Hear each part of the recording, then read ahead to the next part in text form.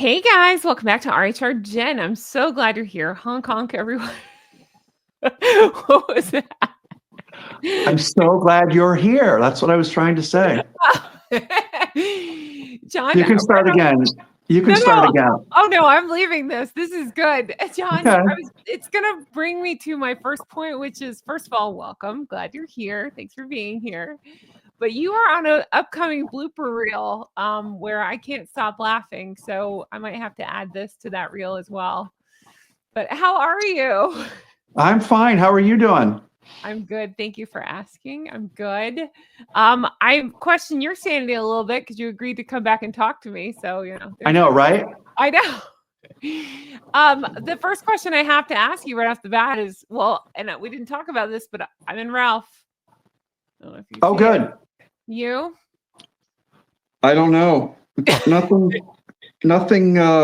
It's not Ralph. I can tell you that. Okay. All right. Disappointed. So not channeling Meghan. Probably Brooks.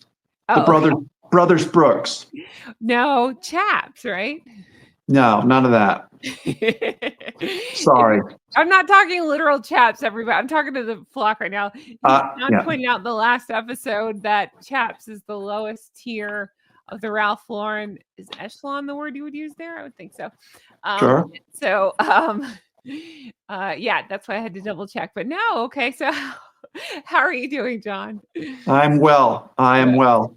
Good. Well, we're always glad to have you back. The reason I asked you back is because you and I have talked offline about this. Harry did that BBC train wreck, and both of us have had lots of thoughts on it. And it feels like the public has really been reacting to it. And I just thought, if you don't mind, I'd like to talk a little bit more about that. And then you had some really interesting points just about some things having to do with Harry and Meghan. I just thought we could go through some more thoughts on all this if you're up for it. Absolutely. That sounds great. Okay, good. Well, I guess in no particular order.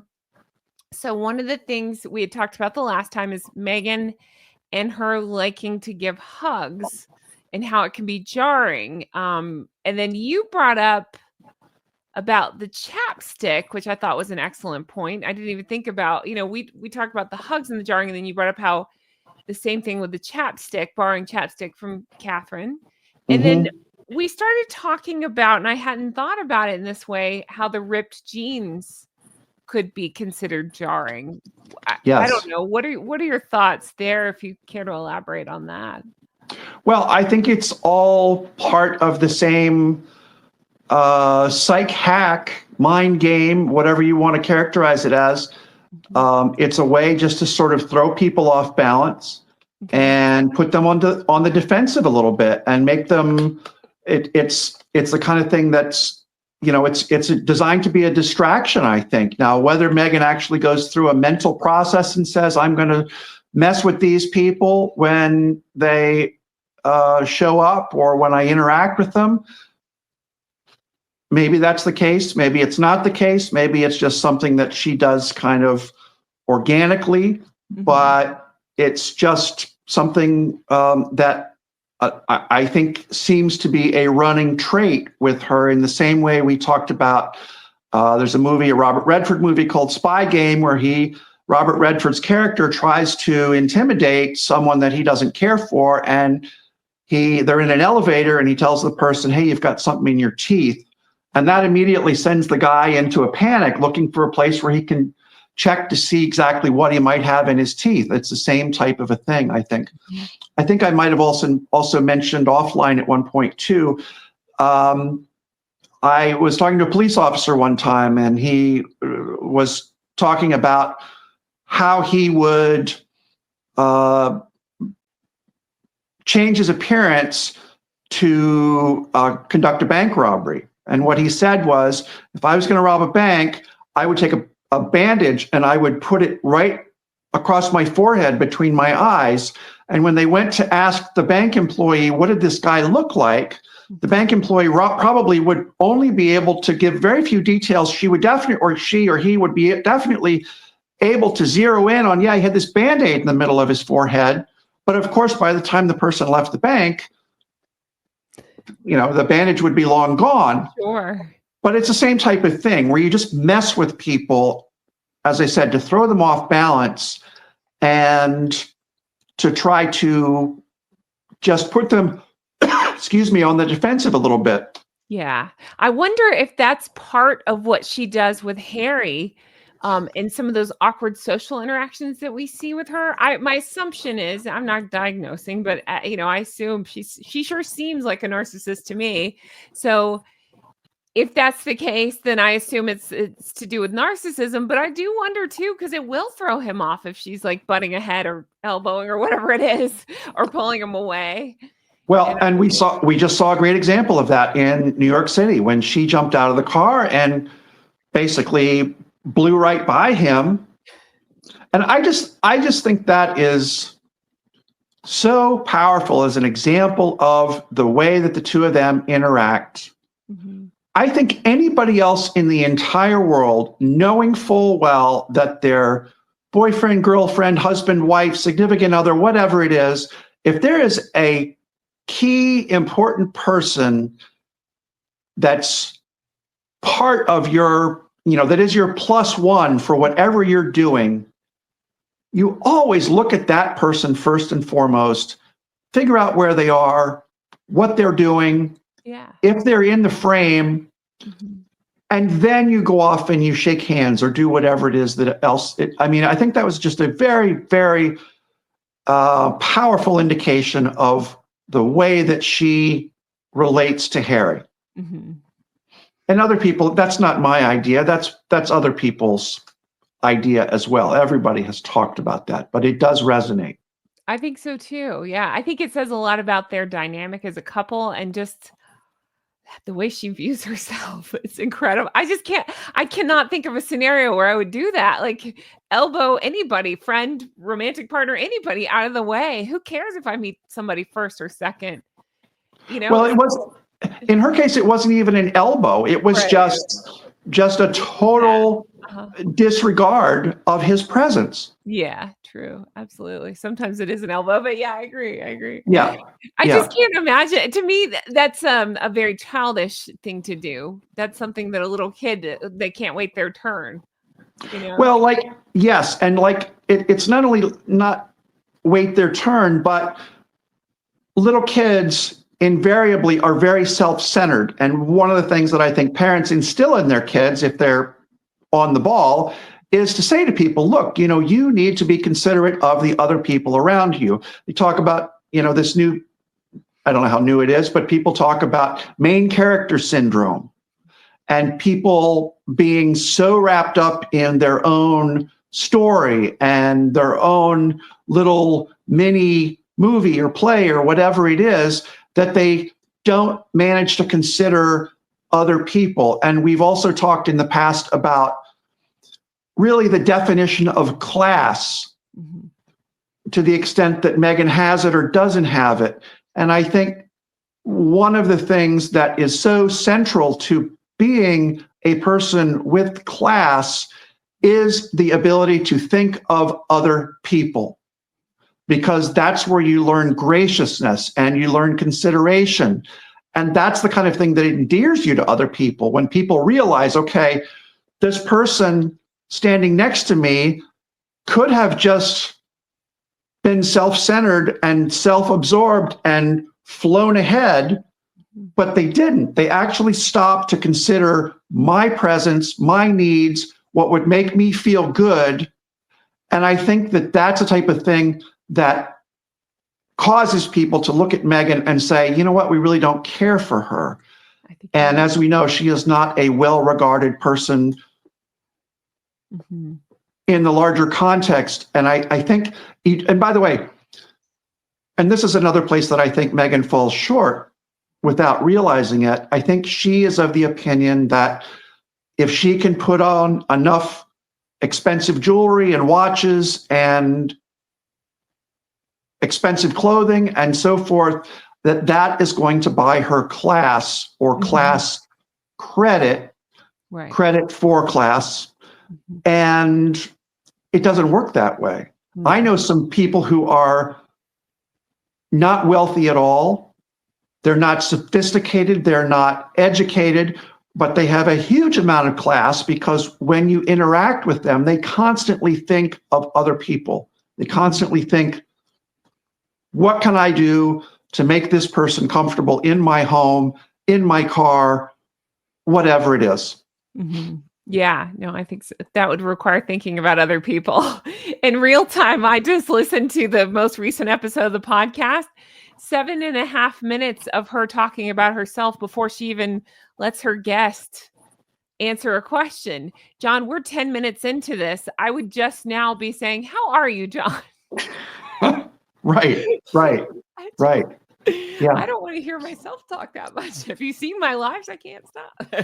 And I'll just point out as well, I think the thing about Meghan that is so difficult for her is that she is such a driven individual. I think the nut that she's trying to crack, and she has not succeeded so far, is she is such a driven individual.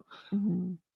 It seems, at least if the pace of her Instagram posting and the pace of her podcasting and so forth is any indication, she is a very driven person, and that runs counter, as far as she's concerned, to what we were just talking about.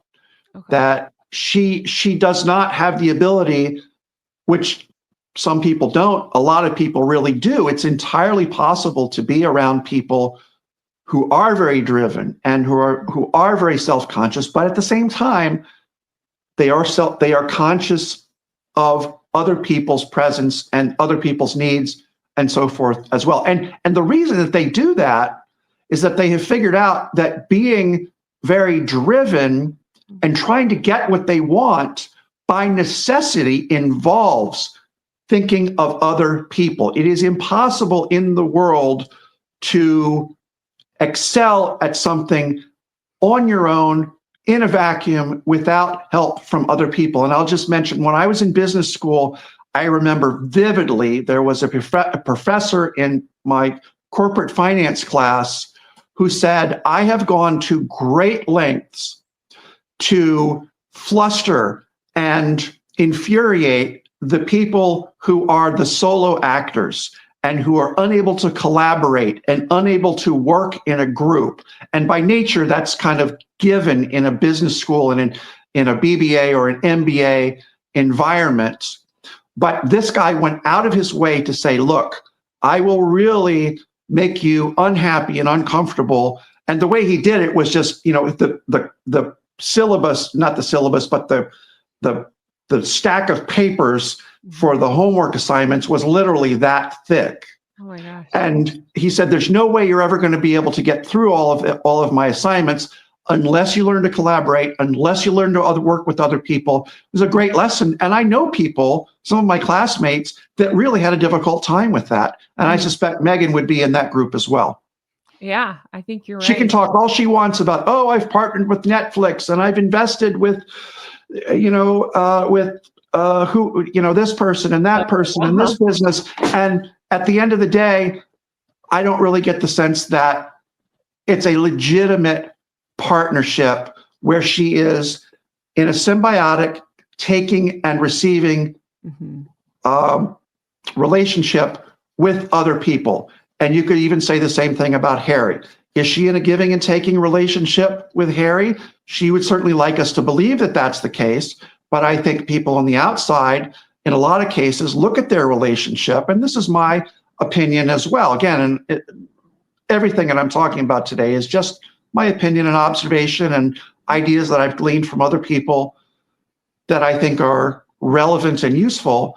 But a lot of people seem to call out, she talks a big game when it comes to, oh, we've got this great partnership and H and my husband and everything else. But when push really comes to shove, again, as we saw when they got out of the car in New York, Meghan has the star on her door and Harry is down the hall somewhere in a less prestigious place, in a less prestigious dressing room, to use a theater analogy.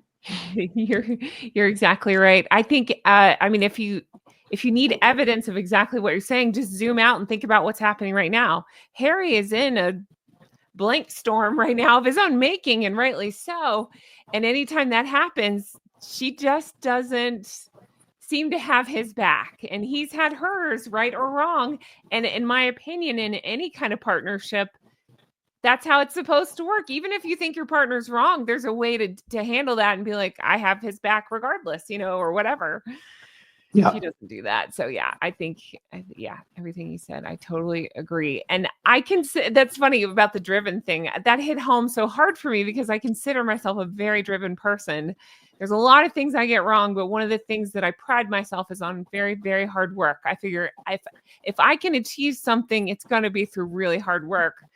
I see Meghan as driven, but I see driven as a different, I think driven can mean different things to different people. To me, it means really hard work and learning from, people like you, like people that I think are, I hate to pay this compliment, but people that I feel like are smart and can add things to the conversation. I'm going to try to learn everything I can from you or from anybody I work with. She doesn't think like that. She uses people, cuts them off, and then it's just so she can put her name. So that it'd be like me just saying I worked with John, but then not working with you, just using your name and then stepping on you and then see you later. John who? Right. So Right. I think there's different definitions there. That driven thing kills me because again, that's something I describe myself as very driven. And so to hear her, I get what you're saying, and I'm not disagreeing, but I think she has a different definition of driven. I think she's lazy on the things that matter, but I think she's driven on making herself famous. I think I'm the antithesis of that. I have no interest ever in being famous, but I'm driven on how do I don't know, achieve things. And I don't think she cares about achieving things. She just wants her name in the headlines. I just cannot relate at all to that. I tend to agree with you. And as so many people have pointed out and continue to point out, she wants notoriety. She wants positive notoriety. She wants fame, and she wants a big pile of money. Yeah. And that's what she thinks is really important. And the irony, of course, is that, oh, what's the motto for Archwell? Show up, do good. We're changing the world. We're doing all this great stuff. And not only does that ring hollow in a lot of ways, then you look at the things that they're purporting to be interested in when it comes to online child safety. Yeah. And people have looked at that and they've said, well, wait a minute.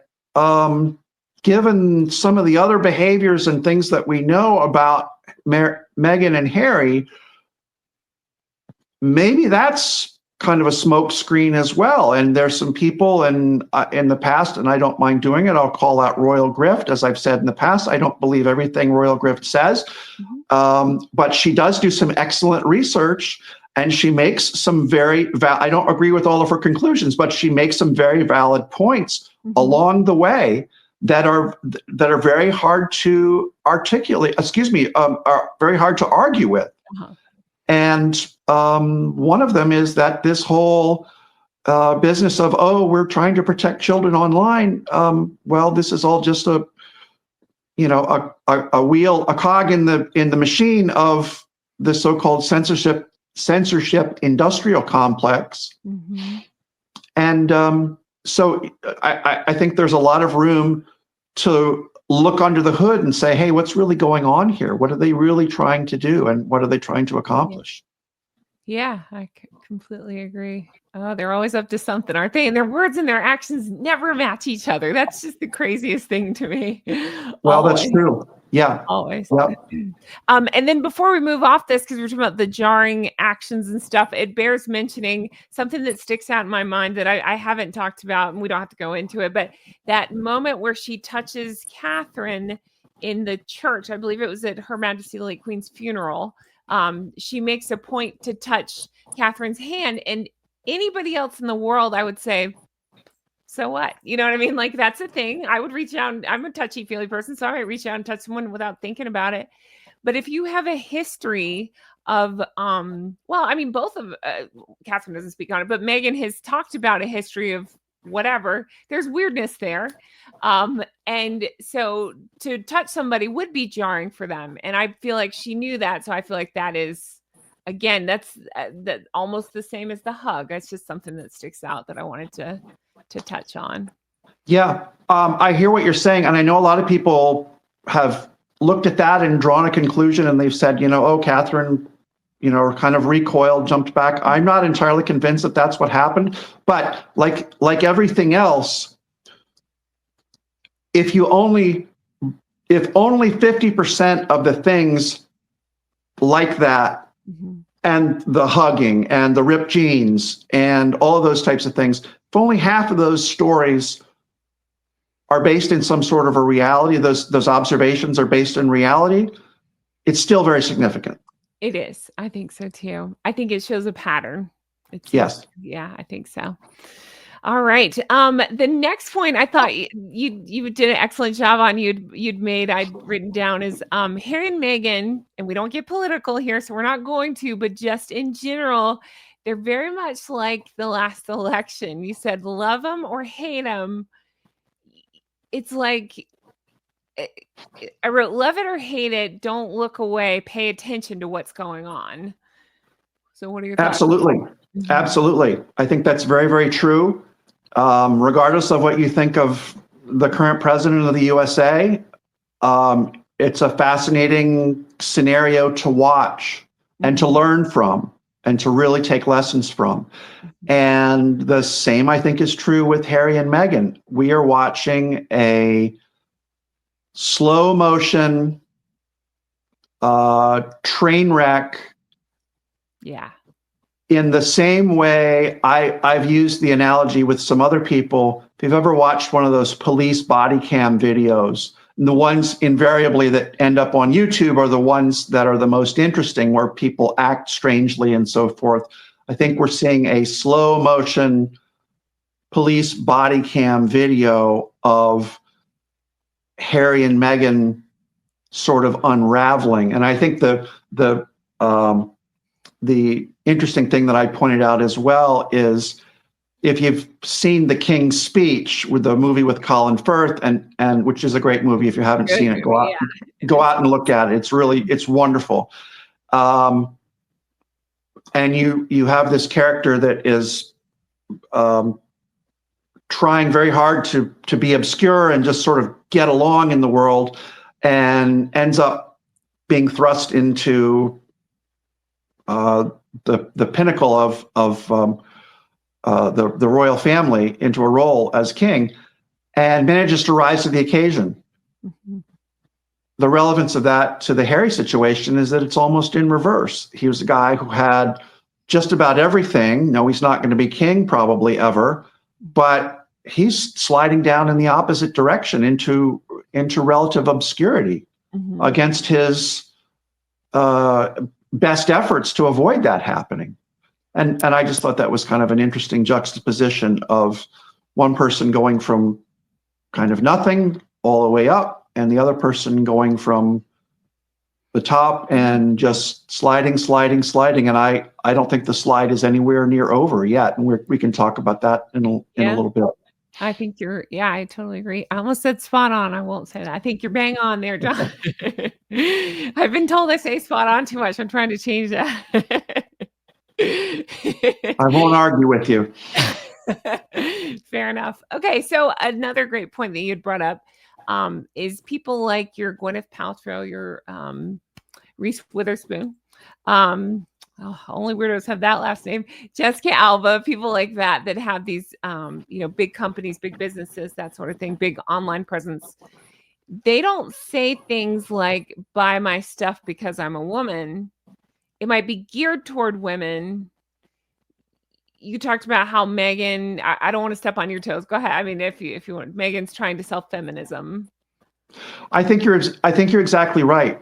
I mean, I think so often in this day and age, there's this mighty struggle to figure out what is most important. I don't think, and hey, I could be completely off base on this. I think when people like celebrities, or even when they like other people, they don't like them because of whether they have an M or F or whatever on their legal documents. They like them because they are likable human beings, first and foremost. And then if they happen to be into something that is gender related, they sell cosmetics or, kitchen stuff or whatever it is. And I don't, before the internet explodes, I don't mean to suggest that only women are interested in things in the kitchen. And I don't want, letters written to Procter and Gamble. Yeah. Right. So, but I'm sure people get my point. You like someone because of who they are. You think this is a good human. You really don't care whether it's a man or a woman. Yeah. As you said, Jen, they may develop a product line that is specific to men or women, but you don't buy it because of, in Meghan's case, a feminist angle that she's got. You don't buy Gwyneth's stuff because it's only sold to women. No, you buy her stuff because it's good stuff. Yes. And you like her, and her likability is what brings you to look at what she's got for sale. And you think, oh, this appeals to me. So I'm going to partake in some of this. I'm going to give her a few bucks and she can send me whatever it is that she's selling. And I don't think Meghan understands that. I think Meghan thinks that people will buy her stuff because she's a strong, independent woman, or however she characterizes herself. And then, that's immediately going to drive the sales. And again, no quarrel with strong, independent women. Don't get me wrong. No. But it goes back to what we've again talked about before. Know, like, trust. You know the person, you know of their existence, you like the person, you trust them, and then you probably end up buying something if you feel inclined. Yeah. And that's the way it works for Gwyneth Paltrow and Jessica Alba and all these other people. It used to be that way. I'll just point out, it used to be that way with Ryan Reynolds and Mint Mobile. Yeah. I would venture to guess that Mint Mobile is not running so many ads with Ryan Reynolds on it these last few months. So again, there's a perfect example of you need somebody who is likable to be your spokesperson. And if you can't find that person, then you're in trouble. And that's the place where Meghan is right now. That's true. And it's just funny just to, again, if we pull back and just think about it, just at a base level. Okay, so I could make an argument that, okay, maybe I want a woman to sell me as a woman deodorant, something like that, because our bodies are different, they work different, whatever. I cannot make a case for feminist waffles. What does that do for me? I don't care if a woman makes them or a man makes them. Do they taste good? Do they not cost me $15? Whatever. Yes. It makes my head spin a little bit, like things like that. I keep saying she's setting women backwards, but she's setting women backwards. I don't understand.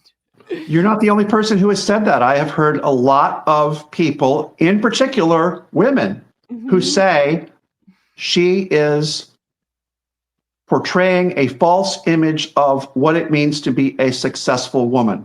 I think so. Or a successful woman entrepreneur. Yeah. She is way off the mark in terms of how she is trying to go about this. I think from what I hear in comments from other people, it's brought to bear in the difficulties that she's had with her brand, which ultimately relates back to her individually as a person. I agree with you. Yes. Yeah. That's not going to go well. She's so unlikable. And then that on top of it, I just think, how are you going to sell any product? You're not going to. But you had brought up, when we were talking, it came up and you were saying about selling feminism. And my point to this whole thing is that if the products were just spectacular, just amazing products, I bet you some people would be willing to overlook. Case in point, Paula Deen. I'm not even going to go into it. We know there's a problematic past there. Decide what you want. You like her products. You don't. You want to buy them. You don't. Whatever you want to do. But there, you can make an argument for either side that you want to buy them or not buy them. That's up to you. But people still buy them because I've never tried them. But it seems like people really like her stuff. I just can't. Meghan Yeah. doesn't have that. She hasn't put in the work. She doesn't have the history. And she's selling waffle mix. So this isn't Yes. groundbreaking stuff. That's right. So, Well, and I'll give you what I think is a good contrasting example as well. There's a guy named Terrence Williams, happens to be a black man. He's a comedian. Has a very interesting backstory. Grew up in an orphanage, but is very entrepreneurial. He sells a lot of the very same types of products that Meghan does. He sells waffle mix. He sells just a whole host of items, and the brand name that he uses is Cousin T's for Terrence. His stuff, from what I understand, is very, very popular because it is good and people like it and they order it and they think, I want more of this when the box is empty, and they order more and so forth. He has never said to people, to my knowledge, buy this because I'm a black man. He has never said, buy this because I grew up in an orphanage. Buy it because it's good. Buy it because it's That's good. That's what he does. People buy it, and as I mentioned, they rebuy it and rebuy it. And his product line has expanded. And he doesn't go through a lot of fluff and fancy packaging and frou-frou, cylindrical boxes with jam in the middle or spread, loose spread, as Kinsey Schofield calls it. Gross. He doesn't go through any of that stuff. Who has, again, as we've said several times, I want waffles. Yeah. I want stuff on my bread.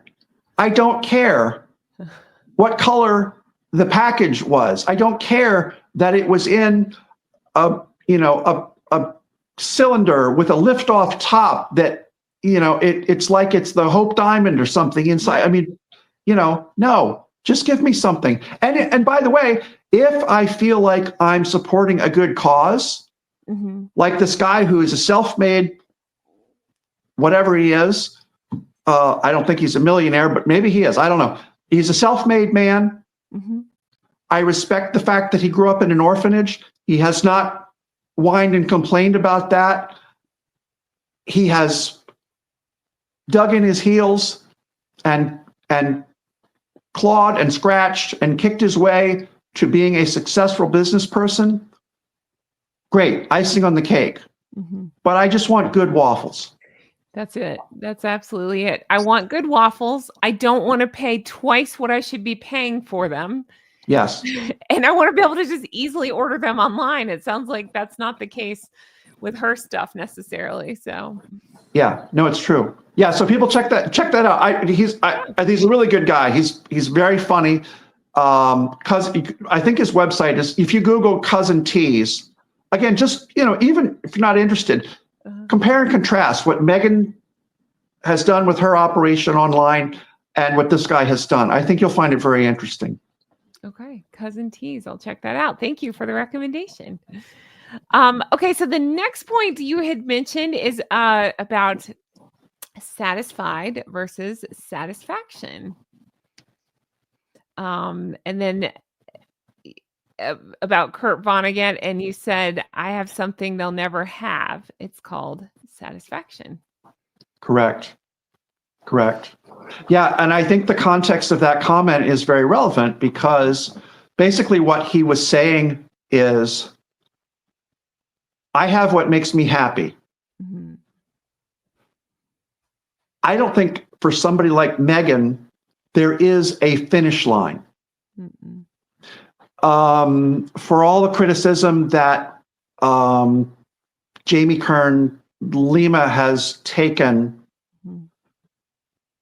she sold her business to L'Oreal for a reported $1.2 billion, I believe. And by the way, that does not make her a billionaire. I guarantee you the Internal Revenue Service took a big chunk of that, on the order, somewhere in the neighborhood of 35%. So she is not a billionaire from having sold that business for $1.2 billion. I just point that out because nobody else really seems to. the same thing is true for anybody else. Reese Witherspoon apparently sold her business. I'm not even sure who bought it, but again, the same thing. She took it as far as she could. Jamie Kern Lima took her business as far as she could, and she was satisfied with being in a position where she could say, you know what, I've worked hard, I've done enough. Again, like either one of those women or not like them, it doesn't really matter. The point being that they said, you know what, I'm happy where I am. I'm content. I feel good about myself. I feel good about what I've done. I have, taken this as far as I possibly can. I'm going to turn it over to somebody else and move on to something else and continue to try to be satisfied and get some satisfaction out of what I'm doing. I don't think Meghan will ever reach that point. I don't think, for a variety of reasons. First of all, like everybody else, I question whether this incarnation of her business plan is going to succeed with as ever. But even if it did, I think she would still push and push and push and push, and she would never feel like, okay, I feel satisfied with what I have done here. I feel good about it. It's almost like cutting the grass. If you have a yard, it's like, you know what? My grass looks good enough. Some people are satisfied with a yard that still has weeds in it. Some people want to have a yard that doesn't have a single weed at all, and it looks, absolutely pristine and perfect. And that's fine. But the point is that both of those people get to a point and they say, you know what, enough's enough. And I feel good about the way that my yard looks. Yeah. And I don't think Meghan is going to find herself in that situation. Again, just my opinion. Sure. Well, if we're talking about, my question to you then would be, do you think Harry will ever be where he's satisfied? I doubt it. I doubt it. I doubt it. He has even less in his favor than Meghan does. Meghan at least has an understanding of the way the world works, to the extent that she knows how people have referred to her as a climber, social climber, and she understands that, and she understands how to, can I say the word, use other people? I think so. Just look at her father. Yeah. For instance. Look at this allegedly the ex-husband situation. It sounds like maybe that was the case. Yeah. Yes. These are all alleged whatever. But I don't think Harry has any concept of that. Harry is struggling even to exist on his own, let alone turn his knowledge, skills, and abilities, such as they are or are not, to turn them into something bigger and better. And I don't think he's even anywhere close to getting out of the gate on that type of thing. And a great example of that was the BBC interview from last week. Ooh, that train wreck. Yeah. Yeah. Which I know is also on your list, if I recall correctly. You recall correctly. You're right. Okay.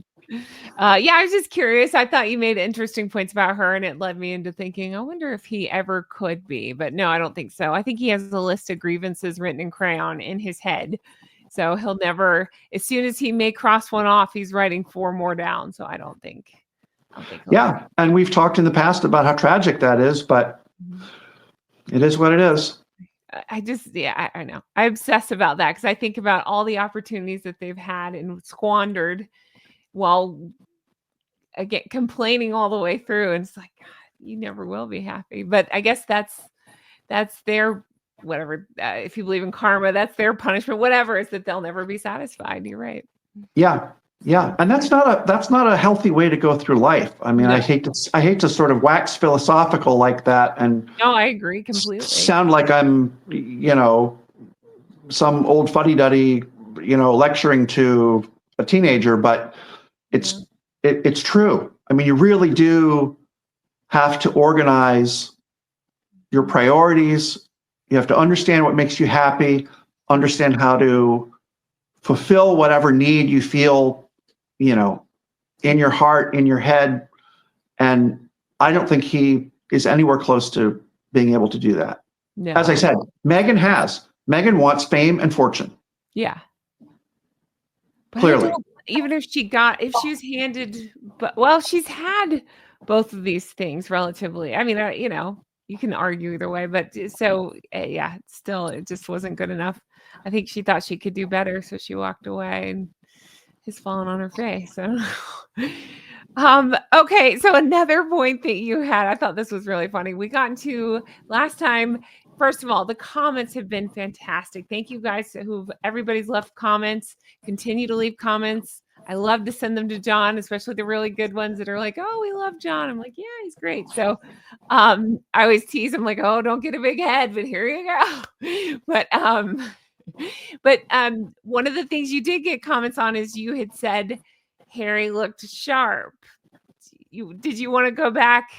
And there was something you wanted to clarify on that. Yeah, well, first of all, Harry looking sharp, I think what I was saying was relative to Meghan. Yes.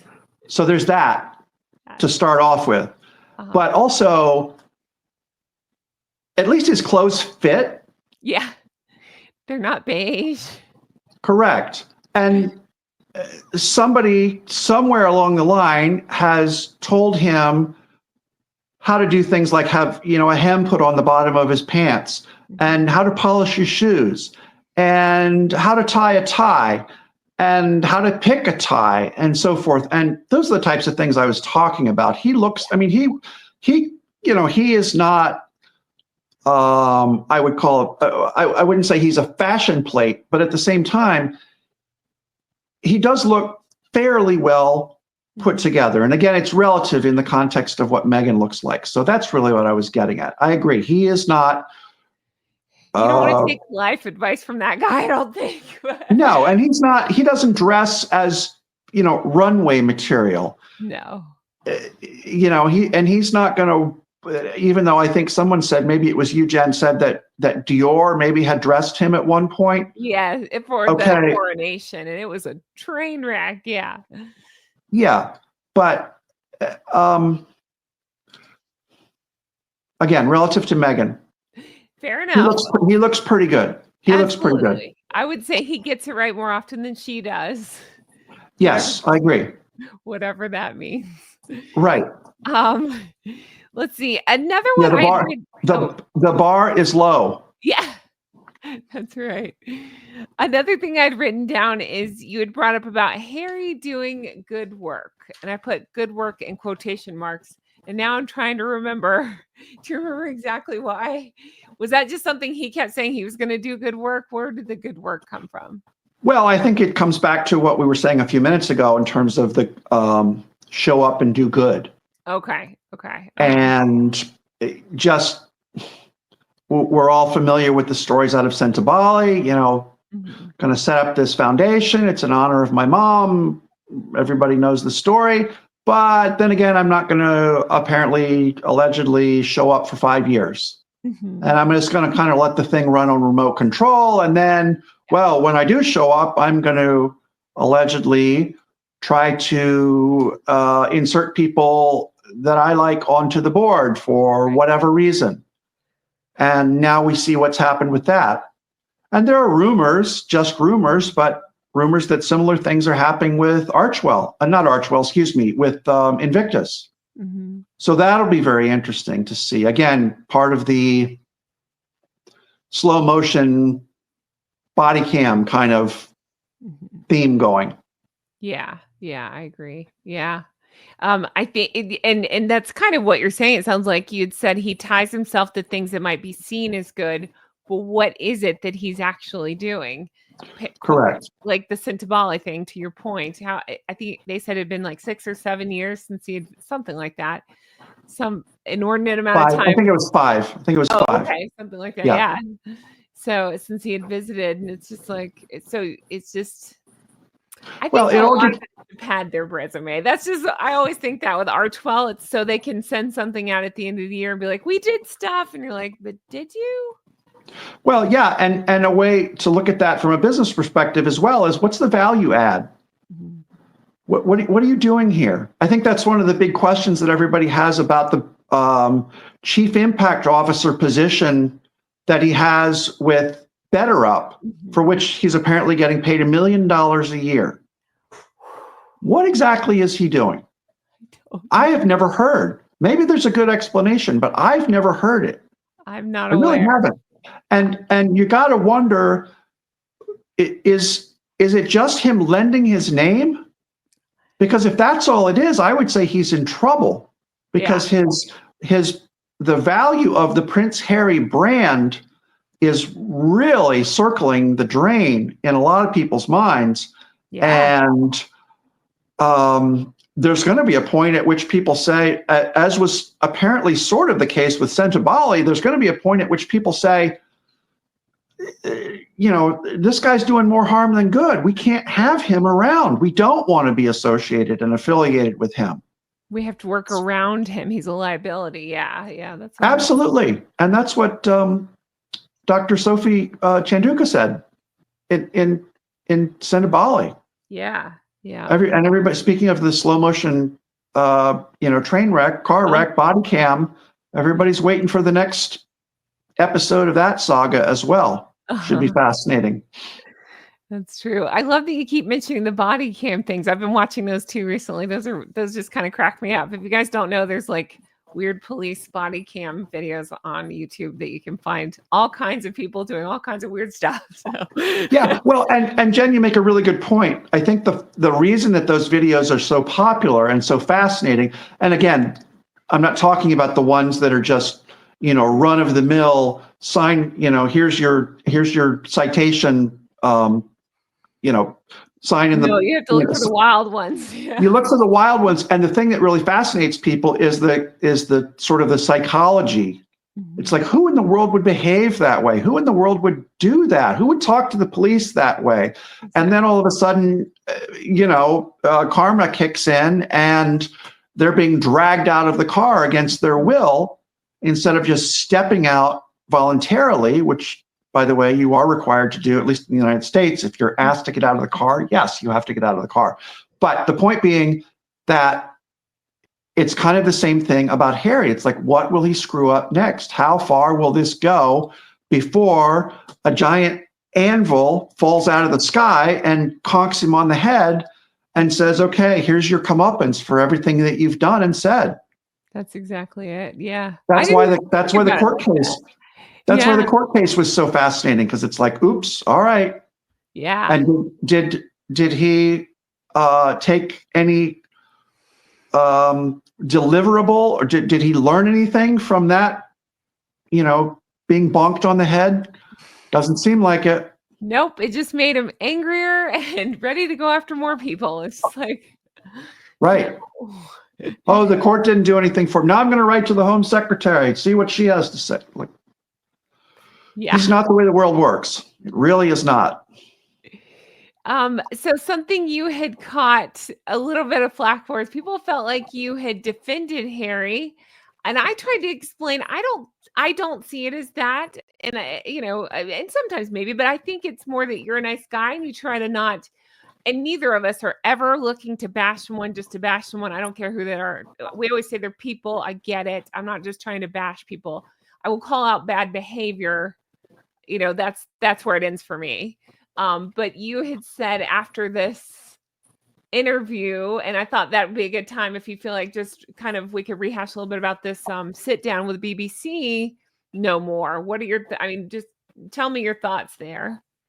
Well, as far as feeling sorry for Harry, I feel sorry for anybody who manages to wreck their life in some way. Mm-hmm. And my opinion of Harry is that he is well down the path of wrecking his life in terms of his happiness and in terms of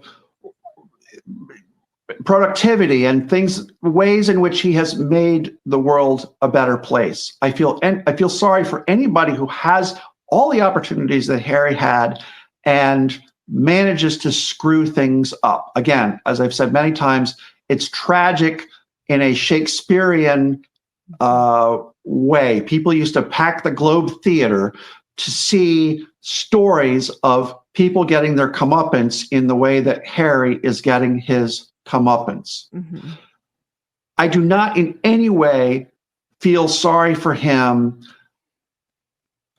as a result when the world kicks him in the tail Right. because of something that he's done. Do I feel sorry that he lost that court case last week? No. And then he came back out and had the temerity to say, "Oh, I wish I had known ahead of time that that somebody had clued me in that this might turn out really badly."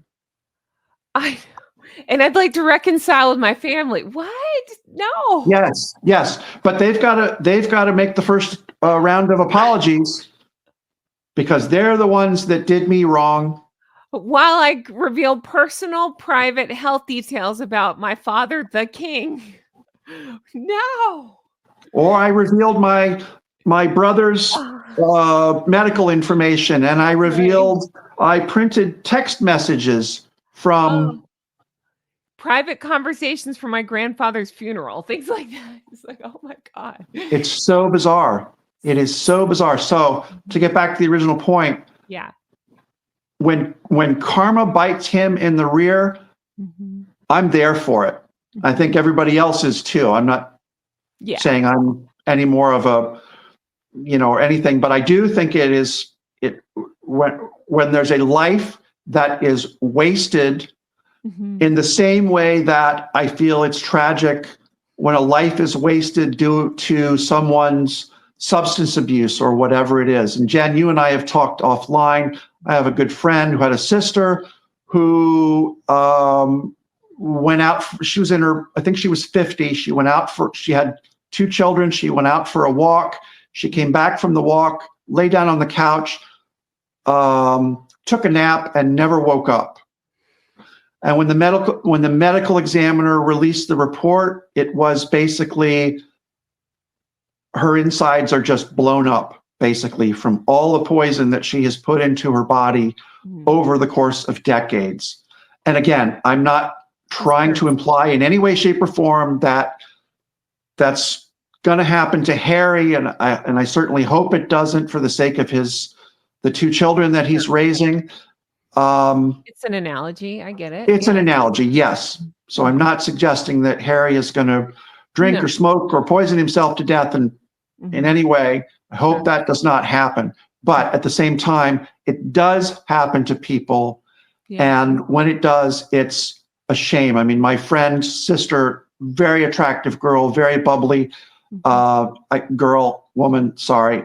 Just a really good, fun, caring person, but she died way too young, and it was tragic. And those types of situations are always tragic. Absolutely. Because she could have contributed a lot more. And again, that's the sort of underlying theme with Harry. He could be doing so much good for the world, and yet he's wasting his time and his money, on ridiculous court cases. Yeah. That he thinks somehow, I'm going to win. Somebody used the analogy the other day, somebody at Las Vegas or at a casino anywhere where they've lost a ton of money and they think, well, I'll just double down and double down and double down. And at the end of it, you don't have any money left to put gas in your car to drive home. Yeah. And I think there's an analogy to be made there about, Harry just double down, double down, double down. Every time he does, money goes flying out the window. His reputation goes flying out the window. His friends go flying out the window. Right. His family goes flying out the window. What's left of it as far as his connection to it. So. Well, and he's got to be messing with he doesn't even see it like that, I don't think. But to your point about who's going to want to work with him, not that anybody's lining up right now, but the few that might, you got to think they're thinking twice, like, we don't want that guy. Oh, absolutely. Absolutely. And the only reason that, I mean, I think this is the conventional wisdom. The only reason that anybody wanted to work with him in the first place was, number one, name recognition. Mm-hmm. And number two, he had some dirt to spread around about, as we've said, his brother, his father, his mother, his sister-in-law, whoever else. And now, maybe there's more dirt. I don't know. Does anybody care? Probably not. People talk about, oh, he might write another book. Well, would it be really compelling? Right. Would Netflix ever want to do business? I mean, we've already seen Spotify said, no thanks, we've had enough. Lemonada came along, and at least as far as Meghan was concerned, and I wouldn't be surprised if they say, sorry, thanks for playing, we've had enough. Right. And I think the same thing will be true with Netflix. Mm-hmm. Yeah. Yeah, we're hearing rumblings. I've talked about how it appears like the podcast has become a flop. I mean, it's a flop. I think it was just the initial, what the heck's she going to say? And now I know I've subjected myself to all the episodes so far, and they're train wrecks. They're awful. So yeah, I think they're overexposed, and they're showing more people what and who they are, and it's not good. It's not going well. Correct. So. I agree with you. Does it hurt you to say that? Do you agree with me? A little bit. Did you hit your head? Did I? No. You're spot on, Jen. Oh, thank you. Every time I say that, I think, oh God, I do say that a lot. I gotta think of another way. Let's see. But yeah, in case you guys missed it, John and I sat down right after. I keep calling it a verdict, and I know somewhere you're laughing at me every time I say it. I don't think that's the way to say that. Would you? Decision. Thank you. He's guilty of being an asshole. Yeah. No guilty here. That's for criminal court. This is civil. And what's funny is when I say that, every time I say that, I say, oh, somewhere John's going to be mad at me for that.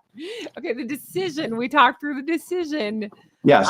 So you guys can definitely go find that video, because you did a great job of breaking that down, and how it's a 3-0 unanimous decision that, we went through it all. But again, since then, I think the thing that I've noticed and that we've talked about offline is that that he sat down with the BBC, like we say, and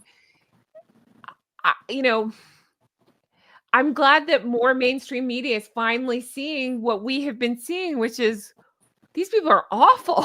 I just think Harry and Meghan are awful people. And I think a lot of times Meghan gets blamed, and sometimes rightly so, sometimes not. I think he's showing what he is. I think he's just petulant and whiny, and I don't know. His whining hit a new low. He's dragging King Charles's, medical stuff into it. He's talking to the British press while bashing the British press, showing his hypocrisy. I could go on and on. You get the idea. I think the public is done with their nonsense, honestly. Well, as I alluded to the other day, and as I think has been reinforced greatly in the days since that interview was released, I think a lot of people have looked at him and said he has passed a point of no return. Mm-hmm. He has continued down the path without any apparent remorse or reflection or anything else toward alienating himself from, again, his family, his friends, his reputation. Yeah. It just was absolutely stunning to see what he had to say and to see how the world has reacted to it. It probably, and I thought this was odd at first when I heard it, but now the more I think about it, I can see the merits of people saying Harry's BBC interview was more damaging than Prince Andrew's BBC Newsnight interview was when he talked about Jeffrey Epstein. Mm-hmm. And it's just unfathomable, I think, in the eyes of most people that he would have given that interview and just moaned and groaned. None of this is my fault. It's all everybody else's fault. On and on and on. Everybody's seen it. I think I'm going to tie this back to when they left the royal family. They are allowed to do what they want to do. You don't have to talk to your parents. You don't have to be part of the royal family. Fine. But you also don't have to throw stones at them. You don't have to act like this. You don't have to air private family matters. That I think that and because he can't stop, what else does he have? It's just making him, I think I would say make him look worse. I think it's just that people can finally see what we're dealing with him. I think the palace helped cover it up for a long time. It's my guess. I'm just guessing. Oh, I agree 100%. I agree 100%. The much maligned men in gray suits, or the courtiers or whoever it is that was in charge of molding him, directing him, keeping him out of trouble. Even the other day, several people have pointed out, I think Kinsey Schofield pointed out, apparently this was supposed to be a 10-minute interview. It ended up being 30 minutes. And the implication of that is that he didn't have a press handler there to say, time's up, we got to go, sorry, thanks, appreciate you coming. So apparently he is completely flying blind, or he seems to be flying blind in a lot of people's eyes. The other thing is too, and I know we had maybe I'll jump ahead a little bit, but okay. I'm reminded of what's the quote about idle hands are the devil's workshop, something along those lines. And I look at Harry and I think, if that guy had more things to occupy his thoughts on a daily basis, he would not maybe be quite so obsessed about all of these things, all these grievances that he seems to collect on a perpetual basis. He might be a little bit more occupied with doing something good. I mean, I don't know what the guy does all day long except sit around and, and then pictures of Prince William. I don't know. Well, right. And then as so many people have said, if we could all be a fly on the wall, people's inclination is to think, well, what's Meghan doing to amp him up and to convince him that his relatives, it's very interesting. It's kind of hard to ignore the fact that she entered the British royal family having estranged all but one of her relatives. And now here we are, whatever it is, 5 years later. And how many of his relatives is he still close to? Guys, thank you so much for watching. I sincerely appreciate it. This is the end of part 1. I have part 2 coming up tomorrow. We have so much more to talk about, so much more to go into. I would like to take a minute and sincerely thank you, John Witherspoon, for joining me, for answering a lot of our questions, for being so kind and gracious with your time, and it's just always nice to have a conversation. Thank you so much. Guys, if you want to support John, he is on Instagram. He is Witherspoon DC on Instagram. I always have to think about that because I don't use Instagram, but I believe he's Witherspoon DC on Instagram. So maybe give him the follow. And as soon as we get word that he might be starting up a channel, I will let you guys know. Thank you so much for being here and supporting me. It means the world to me. I can't wait to bring you more stuff like this. Definitely come back for part 2, which should be up tomorrow. And with that, I'm going to leave you, and I will see you guys again soon. Honk, honk, and a huge thank you to each of you. If you want to further support, you know how to do it. Check out, I have the merch, I have Patreon, I have a second channel. It's at Goose Adventure. If you type in Goose Adventures, you can still find me. Look for the pink goose. That's where I'm discussing my weight loss. So check that out. Thank you guys so much for being here, and I'll talk to you again soon. Bye-bye.